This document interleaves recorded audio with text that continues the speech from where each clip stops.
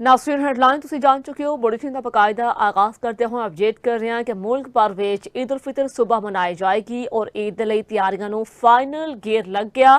शहर और मुकम्मल हो गई है और खवातीन ईद ते सोहना वेखण दे लई ब्यूटी सैलून बैठियां ने और ईद दी खरीदारी तो बाद ब्यूटी सैलून्स दा रुख कर लिया। और इस वेले नुमाइंदगान मुख्तलिफ मकामात तो साडे नाल मौजूद ने। लाहौर तो मलिक मुश्ताक इचरे बाजार दे विच मौजूद ने और Arham Naeem liberty market which मौजूद ने। मुहम्मद आसिफ ब्यूटी सैलून दे विच मौजूद ने और फैसलाबाद तो कामरान हमीद, सियालकोट तो नदीम शेख, खानेवाल तो इदनान रसूल, चिन्योट समंदरी, खुशाब, मिंचनाबाद, मेरसी, रिनाला खुर्द और इलाहाबाद तो भी नुमाइंदगान मौजूद ने। और सब तो पहले रुख कर दिया लाहौर दा। जी मलिक मुश्ताक आगाह करो।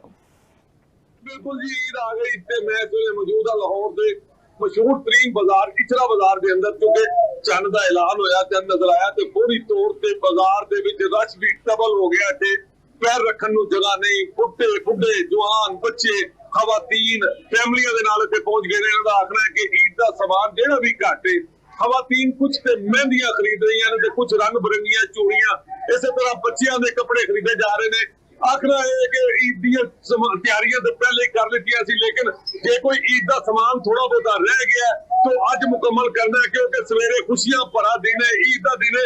मेरे तो कुछ लोग भी मौजूद है, इन्हां नाल गल करदे आ। दसो जी की ले रहे सी? बस ये बच्चों के कुछ कपड़े वगैरह रह गए थे, जो थोड़े बहुत रह गए थे वो लेने आए हुए हैं, और जूतियां और चूड़ियां वगैरह, ज्वेलरी। मेरी भैन तुसी मेहंदी ले ली है? हाँ जी ले लिए। और की लिया जी ईद वास्ते? कपड़े लिए, जूते लिए, लेने अभी, बाकी मेहंदी वाला खरीदी और ज्वेलरी ले ली अपनी। सवेरे ईद है तो किस तरह मनाओगे?